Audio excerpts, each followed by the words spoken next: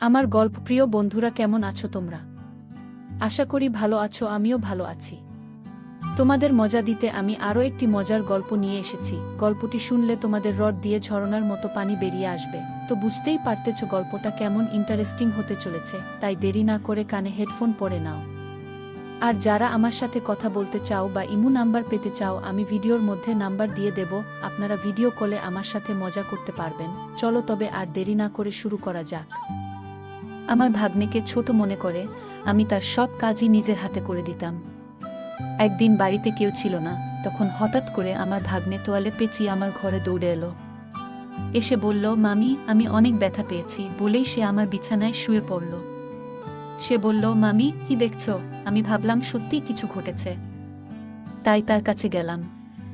কিন্তু যখন আমি তাকে দেখতে গেলাম, হঠাৎ করে সে আমাকে তার যে ছেলেটিকে আমি এতদিন নির্দোষ মনে করতাম, সে মুহূর্তের মধ্যেই এমন কিছু ঘটল যা আমি কল্পনাও করিনি। 19 বছর বয়সে আমার বিয়ে হয়। আমি অনেক সুন্দর দেখতে। বাইরে বের হলে সবাই আমার দিকে চেয়ে থাকত। মনে হতো তারা আমাকে কিছু বলতে চায়, কিন্তু আমি কাউকেই পাত্তা দিতাম না। বন্ধুরা, রেডি থাকো, আজকের গল্পটা অনেক স্পেশাল হতে চলছে। দয়া করে গল্পগুলো ভালো লাগলে ভিডিওটি লাইক, শেয়ার এবং চ্যানেলটি সাবস্ক্রাইব করো প্লিজ। আমার বিয়ে হয়েছিল আমার থেকে অনেক বড় একজন মানুষের সাথে। যখন আমার বয়স ছিল 19 বছর, তখন আমার স্বামীর বয়স ছিল 35 বছর। আমার পক্ষে এত বড় বয়স্ক স্বামীকে পছন্দ করা খুবই কঠিন ছিল। তাকে দেখলেই আমার রাগ হতো এবং ধৈর্যের বাঁধ ভেঙে যেত। আমি দেখতে বেশ সুন্দরী ছিলাম, আর আমার স্বামী আমার সৌন্দর্য দেখে সবসময় খুশি হতেন। কিন্তু আমি তাকে কখনো আমার কাছে আসতে দিতাম না, এমনকি একই বিছানায়ও শুতে দিতাম না। ধীরে ধীরে আমার মধ্যেও জীবনে একজন মানুষের প্রয়োজন অনুভূত হতে লাগলো, কিন্তু কোনোভাবেই আমি আমার সেই বয়স্ক স্বামীর কাছাকাছি যেতে পারতাম না। আমার একাকী জীবন কাটছিল। এমন সময়ে হঠাৎ করে আমার নন্দের ছেলে, অর্থাৎ আমার ভাগ্নে আমাদের বাড়িতে এলো। তার নাম ছিল কুনাল। আমি কুনালকে প্রথমবারের মতো দেখছিলাম, কারণ সে আমাদের বিয়েতেও আসতে পারেনি। সেই সময়ে সে হোস্টেলে ছিল এবং তার পরীক্ষা চলছিল। বাড়িতে আসার পর কুনাল পরিবারের সবার সাথে কুশল বিনিময় করছিল। তারপর সে আমাকে আলিঙ্গন করল, যা দেখে আমার স্বামী একটু বিরক্ত হয়ে উঠল। পরিস্থিতি স্বাভাবিক করতে আমি কুনালকে জিজ্ঞাসা করলাম, কুনাল, হঠাৎ করে বাড়িতে আসার সুযোগ কিভাবে পেলি? এই প্রশ্ন করার পরই আমার শাশুড়ি মা রেগে গিয়ে বললেন, তুমি কে জানতে চাওয়ার? আমার মেয়ের ছেলে এখানে আসতে পারবে না।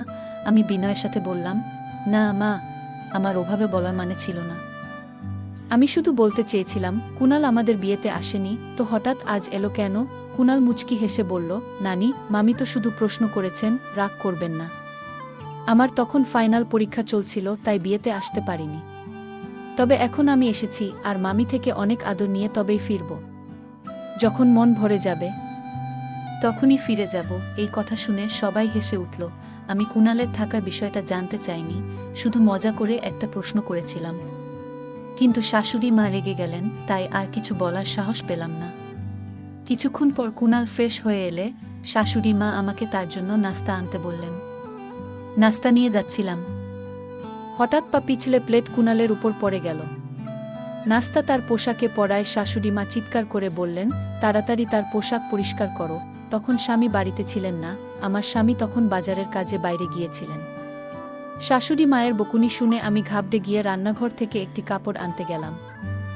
কাপড় পরিষ্কার করার আগে আবার জিজ্ঞাসা করলাম, মা, সত্যিই কি আমাকে কুনালের জামা পরিষ্কার করতে হবে?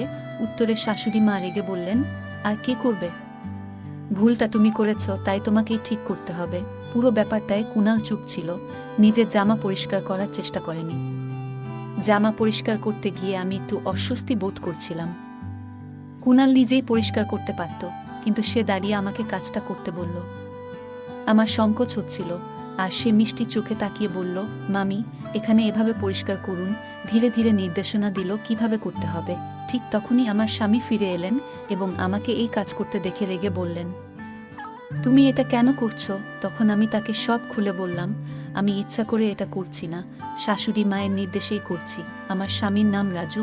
তিনি শাশুড়ি মায়ের দিকে তাকিয়ে বললেন, মা, কুনাল এখন নিজেই, সে আর ছোট্টি নেই যে আমার স্ত্রীর সাথে এভাবে কাজ করানো হবে।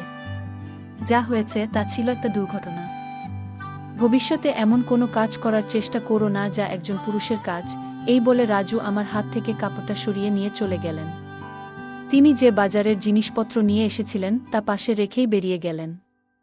এরপর আমি সেই জিনিসপত্র নিয়ে রান্নাঘরে চলে গেলাম। কুনাল ও আমার পিছু পিছু এলো। নল থেকে হাত ধোয়ার সময় সে আস্তে আস্তে কিছু বলছিল, যেন তার মনের মধ্যে কিছু ভারী কষ্ট জমে আছে। আমি শুনলাম, সে বলছিল, এখান থেকে চলে যাব। আমি অবাক হয়ে বললাম, কুনাল, তুমি তো মাত্র কয়েক ঘন্টা আগে এখানে এসেছ। এত তাড়াতাড়ি চলে যাওয়ার কথা ভাবছ কেন? তখন কুনাল বলল, আমি তো বাইরের মানুষ, তাই হয়তো এখানে থাকার কোনো মানেই নেই। মামিও আমাকে হয়তো বাইরের লোক মনে করেন। মায়ের স্নেহ পেতে এসেছিলাম, কিন্তু হয়তো আমার ভাগ্যে তা নেই। এই কথা বলে সে চলে যেতে চাইল। আমি তখন হঠাৎ করেই তার হাত ধরে ফেললাম। হাতটা একটু জোরে টেনে ফেলায় সে আমার একেবারে কাছে চলে এলো। তখন আমি দ্রুত তাকে সরিয়ে দিয়ে বললাম, দুঃখিত, আমি ভুল করে ফেলেছি। কুনাল, আমি ভুল করে তোমাকে টেনে এনেছিলাম। বলার পর আমি তাকে বোঝানোর চেষ্টা করলাম, কুনাল, রাজুর কথাগুলোকে মন থেকে নিও না। আসলে আমি আমার স্বামীকে তেমন গুরুত্ব দিই না। সে শুধুমাত্র সম্পত্তির জন্য আমার পেছনে ঘুরে বেড়ায়। তোমার পোশাকে কিছু পড়লেও আমি পরিষ্কার করতাম, যেমনটা তোমার জামাকাপড় পরিষ্কার করেছি। যদি সত্যিই আমার কাছ থেকে আদর স্নেহ পেতে চাও, তবে এখানেই থাকো। না হলে রাজুর কথাগুলো মনে রেখে চলে যেতে পারো। এরপর বললাম, দেখো এখন কি করবে? আমার কথা শুনে কুনাল বলল, মামি, সত্যি বলতে আপনার কথাগুলো শুনে আমার সব রাগ গলে গেল। এখন শুধুমাত্র আপনার জন্যই এখানে থাকব। আপনি যদি বলেন, তবে এখন থেকে আমি আপনারই। বলেই সে আমাকে আলিঙ্গন করল। কুনালের এমন ছোট ছোট কথাগুলো আমার মনে প্রভাব ফেলছিল। চোখের পলকেই 5 দিন কেটে গেল। এই কদিনে কুনাল বাড়ির একজন সদস্য হয়ে উঠেছিল। প্রতিদিন সকালে আমার স্বামী তাকে দোকানে নিয়ে যেতেন। রাজুর একটি ছোট দোকান ছিল, আর কুনালকে একঘেয়েমি থেকে বাঁচাতে তাকে সঙ্গ নিতেন। কুনাল আসার পর বাড়ির কাজের চাপ বেড়ে গেল। শাশুড়ি মা সারাদিন মন্দিরে থাকায় বাড়ির কাজে সহায়তা করতেন না, আর স্বামীর আয়ও ছিল কম, তাই কাজের লোক রাখা সম্ভব ছিল না। একদিন আমি রাজুকে বললাম, রাজু, এত কাজ আর পারছি না।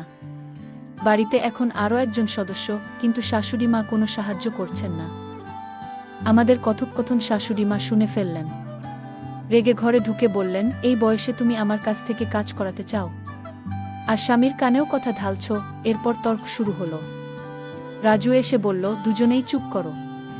মা আর আগের মতো কাজ করতে পারেন না, আর আমি কাজের লোক রাখতে পারবো না, যার জন্য বাড়ির কাজ বেড়েছে। সেই সাহায্য করবে। তারপর রাজু কুনালের দিকে তাকিয়ে বলল, কুনাল, তুমি দোকানে যাবে না, বাড়িতে থেকে মামির কাজে সাহায্য করবে। স্বামী তার দায়িত্ব থেকে মুক্তি পেতে নিজের ছোট ভাইপোকে আমার সাথে বাড়িতে একা রাখার সিদ্ধান্ত নিয়েছিল। আমি কিছু না বলেই তার এই সিদ্ধান্ত মেনে নিলাম। পরের দিন থেকে কুনাল বাড়িতে থেকে আমার সাথে কাজ করা শুরু করল। সকালে ঘরের কাজের সময় সে আমাকে সাহায্য করত। নাশতার পর শাশুড়ি মা মন্দিরে চলে যেতেন আর রাজু দোকানে বেরিয়ে যেতেন। তাদের যাওয়ার পর আমি নাশতা করতাম এবং কুনাল আমার সাথে বসে খেত। কুনালের কিছু আচরণ আস্তে আস্তে আমার নজরে আসতে শুরু করেছিল। যখন শাশুড়ি মা ও রাজু বাড়িতে থাকতেন, তখন সে দূরত্ব বজায় রেখে কাজ করত। কিন্তু যেই তারা বেরিয়ে যেতেন, কুনাল আমার অনেক কাছাকাছি চলে আসত। তবে ভালো দিক ছিল যে শাশুড়ি মা যে কোনো সময় বাড়ি ফিরে আসতেন, আর এই ভয়ে কুনাল কিছুটা সতর্ক থাকত। সকালের দিকে যখন শাশুড়ি মা ও রাজু বাইরে যেতেন, তখন কুনাল মাঝে মাঝে আমার কাছে তার ব্যক্তিগত কাজের জন্য বলতো। যেমন সে যখন গোসল করতে যেত, আমাকে বলতো তার কাপড় বিছানায় গুছিয়ে রাখতে। তার সাহস এতটাই বেড়ে গিয়েছিল যে একদিন সে আমাকে বলল, মামি, আজ তুমি শাড়ি পরে আসো, শাড়িতে তোমাকে অনেক সুন্দর লাগে।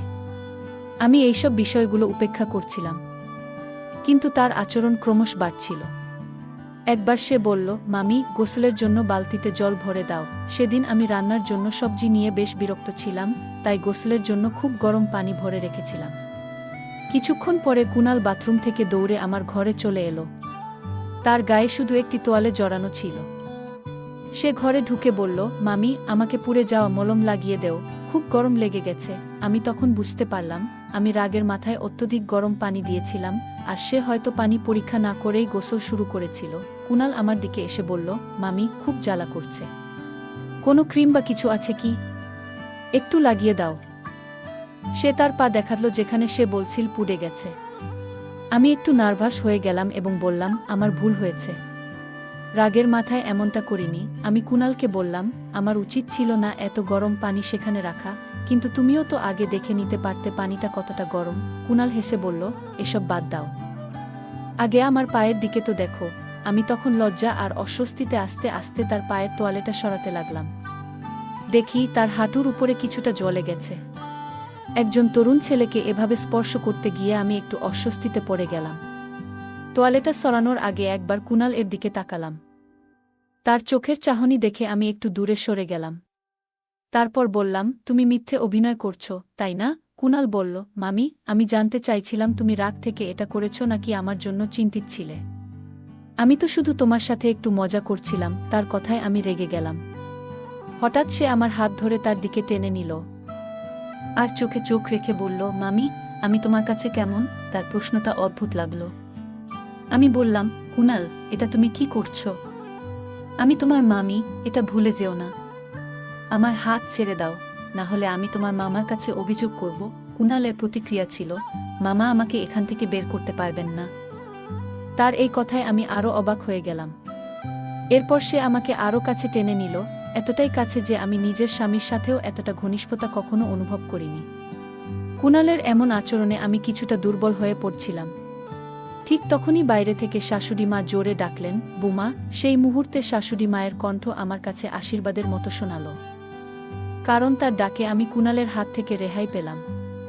শাশুড়ি মা আসার পর কুণাল আমাকে ছেড়ে কিছুটা দূরে সরে গেল। রাতে আমি মনে মনে সিদ্ধান্ত নিয়েছিলাম যে এই বিষয়ে আমার স্বামী রাজুর সঙ্গে কথা বলবো। শোয়ার আগে রাজু হঠাৎ বলল, তোমার তো এখন কাজের চাপ কিছুটা কমে গেছে, তাই না? কুণাল তো তোমাকে সহায়তা করছে। তাই তো। আমি কিছু বলার আগেই কুণাল আমাদের ঘরে এসে ঢুকল এবং হাসতে হাসতে বলল, মামা, তুমি কেন ছোটদের মতো দুধ খাচ্ছ?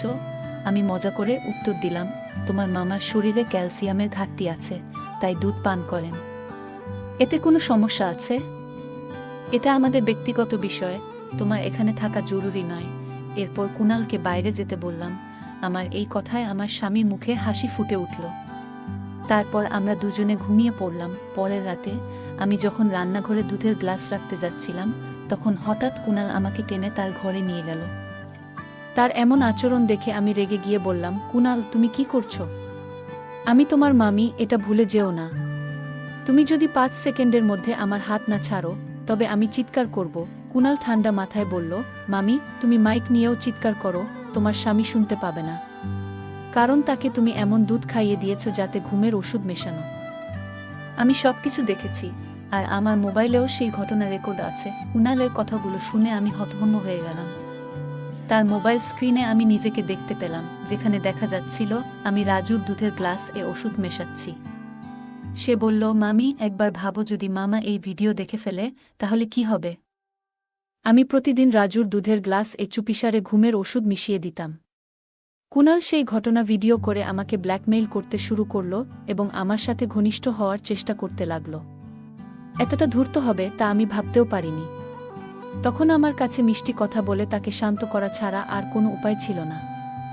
তাই আমি কুণাল এর কাছে গিয়ে তার গলায় হাত রেখে বললাম, কুণাল, আমি তো শুধু তোমার সাথে মজা করছিলাম। তুমি যখন থেকে এখানে এসেছো, তখন থেকেই তুমি আমার খুব কাছের মানুষ হয়ে গেছো, কিন্তু আমি বলতে পারিনি। আজ সুযোগ পেয়েছি, তাই বলছি। আমি কুণালকে এমনভাবে জড়িয়ে ধরলাম যেন সে আমার কথায় বিশ্বাস করে। কিছুক্ষণ পর বললাম, কুণাল, আমার পেটে হঠাৎ ব্যথা করছে, কাল এসে তোমার সঙ্গে দেখা করব। এই বলে আমি তার ঘর থেকে বেরিয়ে এলাম। পরের দিন থেকে রাজু কুণালকে তার দোকানে নিয়ে যেতে লাগল। কুণালের উপর আমার একদম বিশ্বাস ছিল না। যদি সে ভুল করে কিছু বলে ফেলে, তবে রাজুর সামনে আমার অবস্থার কি হবে ভাবতেই পারি না। রাজু ও কুণাল দোকানে চলে যাওয়ার কিছুক্ষণ পর আমি দোকানের দিকে গেলাম, যাতে কুণাল এর উপর নজর রাখতে পারি। দোকানে ঢুকে দেখলাম সেখানে কেউ নেই। হঠাৎ সেখানে একটা গোপন ঘর দেখতে পেলাম, যা আমি আগে কখনো দেখিনি। আমি ভিতরে যেতে পারলাম না, কিন্তু সেখানে কারো কথা শোনা যাচ্ছিল। দরজার বাইরে কান পেতে শুনতে লাগলাম। রাজু কুণালকে বলছিল, তুমি কবে এটির চিকিৎসা শেষ করবে? যত তাড়াতাড়ি সম্ভব কাজটা শেষ করে তোমার টাকা নিয়ে এখান থেকে চলে যাও। কোনো মেয়ে আমার স্বামী কাকে এত ভালোবাসে? কিছুই বুঝতে পারছিলাম না। এর মধ্যেই কুণাল বলল, তুমি আমাকে এই মেয়েটার চেহারা দেখাচ্ছ না কেন? একে, কিন্তু রাজু তাকে চুপ থাকতে বলল। আমার সন্দেহ ছিল না যে কুনাল আমার সম্পর্কে কিছু বলেনি। হঠাৎ তাদের বেরিয়ে আসার শব্দ শুনে আমি দ্রুত দোকান থেকে বেরিয়ে বাসায় ফিরে এলাম। তারপর ঠিক করলাম, আজ রাতে রাজুকে ঘুমের ওষুধ না দিয়ে কুনাল এর ঘরে যাব এবং কুনাল এর বিরুদ্ধে মিথ্যে অভিযোগ তুলে রাজুর সামনে তাকে একেবারে ফাঁসিয়ে দেব, যাতে সে কুনালকে চিরদিনের জন্য বাড়ি থেকে বের করে দেয়। সন্ধ্যায় যখন রাজু বাড়ি ফিরল, আমি তাকে শাশুড়ির ঘরে যেতে দেখলাম। তার মুখে চিন্তার ছাপ ছিল। সে ঘরে ঢোকার পর আমি দরজার পাশে কান পেতে দাঁড়ালাম। রাজু শাশুড়িকে বলছিল, মা, তুমি সারাদিন এত ফোন কেন করছিলে? এমন কি ঘটেছে? শাশুড়ি বললেন, এটা ভূমিকম্পের মতোই বড় একটা ঘটনা। তোমার বিয়ের 1 মাস হতে চলল, এখনো কোনো সুখবর পাওয়া যাচ্ছে না। তুমি কি ঠিক আছো নাকি? সন্ধ্যার পর শাশুড়ি আমাকে কিছু বলতে যাচ্ছিলেন, হঠাৎ পেছন থেকে কুনাল ডেকে উঠল, মামি। কুনালের কথা শুনে শাশুড়ি চুপ হয়ে গেলেন। তার মনে হয়েছিল যে আমি বাইরে আছি। আমি তার কথার প্রতিক্রিয়া না দেখিয়ে সরাসরি রান্নাঘরের দিকে চলে গেলাম। রাতে পরিকল্পনা মতো যখন রাজু ঘুমিয়ে পড়ল, আমি কুনালের ঘরের দিকে গেলাম। কাছে গিয়ে তাকে আলিঙ্গন করলাম এবং বললাম, কুনাল, আমি আমার প্রতিশ্রুতি রেখেছি, এখন আমি শুধুই তোমার। কুনাল আমার কাছে আসতেই আমি হঠাৎ তার হাত ধরলাম এবং চিৎকার করে উঠলাম, বাঁচাও, বাঁচাও। আমার চিৎকার শুনে রাজু দৌড়ে ঘরে এলো। তখন আমি রাজুকে বললাম, তোমার ভাগ্নে আমার উপর জোর করার চেষ্টা করেছে, ওকে বাড়ি থেকে বের করে দাও। রাজু আমার দিকে রাগান্বিত হয়ে চড় মারল এবং বলল, কুনাল আমাকে সবকিছু দুপুরেই বলে দিয়েছিল। আমি জানতাম তুমি আমাকে ঘুমের ওষুধ খাওয়াচ্ছিলে। এখন কুনাল আর আমি দুজনেই তোমাকে শাস্তি দেব। ঠিক সেই মুহূর্তে বাহিরে পুলিশের গাড়ির আওয়াজ শুনতে পেলাম।